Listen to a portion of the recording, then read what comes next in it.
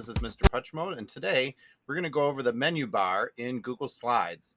So I have my Google Slide in front of me, and we're going to start over here with the File menu. So under File, you can do things, manipulate your file, such as share, make a new one, open a different file, import, make a copy of your file, email and download. Downloading is my favorite one because you can turn a slide into a PDF or a JPEG. You can make available offline if you have the extension. You can see the version history, rename, move, add a shortcut to your drive, move it to the trash or delete it. You can publish it to the web so others can see instantly your updates. You can go to your document details. You can change your language. This is nice because if you are a foreign language student, you can change it to Spanish or Francais or whatever language you're studying. So that's kind of cool. Page setup is nice because it lets you determine the size of the slides. So you can set this up like an 8x11 sheet of paper, or you can turn it into a poster or whatever you want with page setup. And then the printing is at the very bottom, the printing options. The next menu is the edit. So undo and redo. You can also cut and copy and paste items. You have to have something selected for that to show up. Now you see it's available as an option. And then you can delete and duplicate items and find and replace. That's a really great tool as well. If you learned you've made a common mistake, you can replace all your mistakes at once.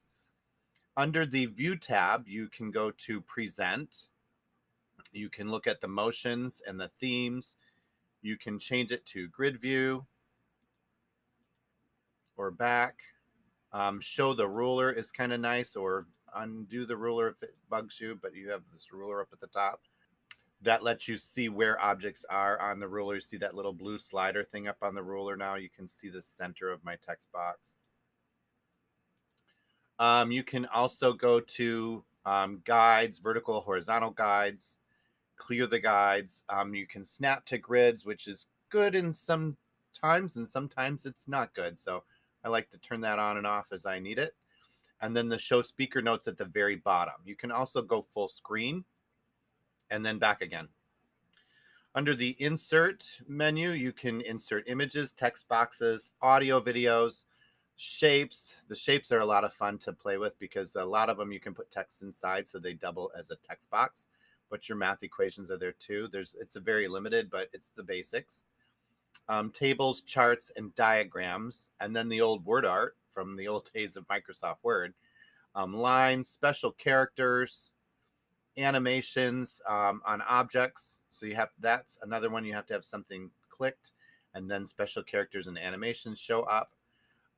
You can insert links to other web pages or videos. You can insert comments, a new slide, or slide numbers.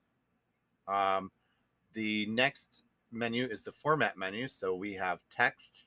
This is where the formatting is where you get to change the way things appear for the most part. So you can change your text, and you've got bold, italicized, the size, color, highlight, capitalization. You've got indenting and alignment, paragraph options, bullet options. You can clear all the formatting here. You've got border lines, and then under here are different format options for size, rotation, and reflection and shadows type things. The next menu item is the slide menu, and from here you can do new slides, duplicate slides, or delete slides. So basically you can just organize your slides with this top part. You can also change your background on your slide, and then you can apply a new or a different layout to the current slide. So if I did this, it just rearranges the current slide. And then I can give it transitions or change my themes. Arranging is all about items on your slide, and it's pretty much the two-dimensional arrangement of your text boxes and pictures. So you can lay them over top of each other or hide them behind each other. So it's kind of like, or you can center them and things like that. You also can rotate items clockwise or flip them with the Arrange tool. The next one are the tools that are built into slides. So you've got your spelling tool, Explore, Dictionary, Q&A. Voice Typer is under Tools. So that one is most commonly used. script editor for advanced users, and then your preferences and activity dashboard. The accessibility settings are for people with other needs. So if you have a kind of need that you'll need help with, for example, vision or braille, those things are under accessibility. The second to last one is the add-ons, and that one is the place where you can get to the marketplace for more add-ons or manage your current add-ons. A lot of add-ons in schools are managed, so you won't be able to get just any add-on you want. But if you're in the private sector here, the whole marketplace is open to you on add-ons. And then the very last item is help. So if you need training, the help is there. You can ask questions. You can look at updates, and then you can also find all your keyboard shortcuts. And you can report abuse under the help menu. So there's the menu bar pretty much explained. Next video, we'll go over the toolbar and keep going from there. All right. Well, thanks for watching, and I hope you enjoyed. See you next time. Bye-bye.